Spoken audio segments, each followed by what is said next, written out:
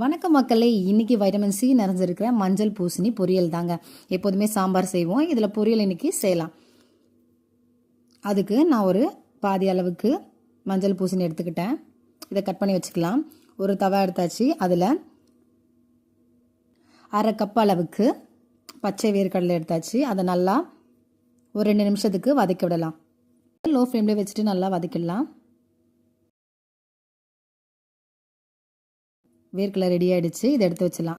அதே தவாவில் 2 table spoon அளவுக்கு எண்ணெய் ஆட் பண்ணிக்கலாம். எண்ணெய் நல்லா சூடானதும் கடுகு, உளுத்தம் பருப்பு, கடுகு நல்லா பொரிஞ்சதும் ஒரு அரை டேபிள் ஸ்பூன் அளவுக்கு கடலை பருப்பு,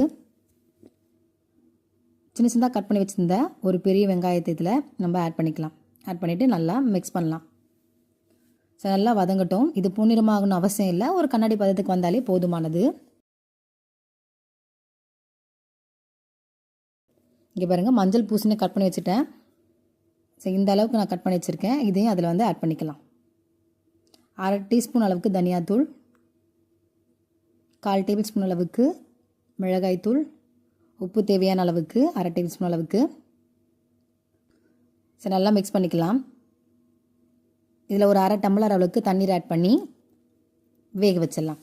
ஒரு 80% வெந்தாலே போதுமானது. ஒரு 3 நிமிஷத்துலேயே பார்த்திங்கன்னா நல்லா இது குக் ஆகிடும்.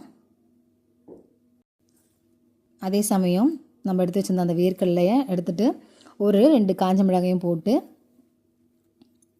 மிக்சியில் போட்டு அரைச்சி வச்சுக்கலாம். ஸோ தண்ணியே நீங்கள் ஆட் பண்ணாமல் அரைச்சிங்க. ஸோ இதில் நான் வந்து கொஞ்சமாக தான் காரம் சேர்த்துருக்கேன். அதனால் 2 மிளகாய், இல்லை நீங்கள் 1 சேர்த்து கூட சேர்த்துக்கலாம். அங்கே பாருங்கள், நல்லா வெந்துடுச்சு. ஸோ இதில் நம்ம அரைச்சி வச்சுருந்த அந்த வேர்க்கடலை பொடியை வந்து இதில் ஆட் பண்ணிக்கலாம். ஆட் பண்ணி நல்லா ஒரு நிமிஷம் போல் நல்லா மிக்ஸ் பண்ணிக்கலாம்.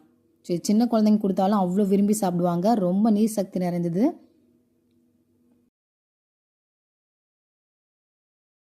இதில் தேவையான அளவு வந்து கொத்தமல்லி ஆட் பண்ணிக்கலாம். அவ்வளோதான், ரெடி ஆகிடுச்சு மஞ்சள் பூசணி பொரியல். உங்கள் வீட்டில் செஞ்சு பாருங்கள். பிடிச்சிருந்தா லைக் பண்ணுங்கள், ஷேர் பண்ணுங்கள். தேங்க்யூ.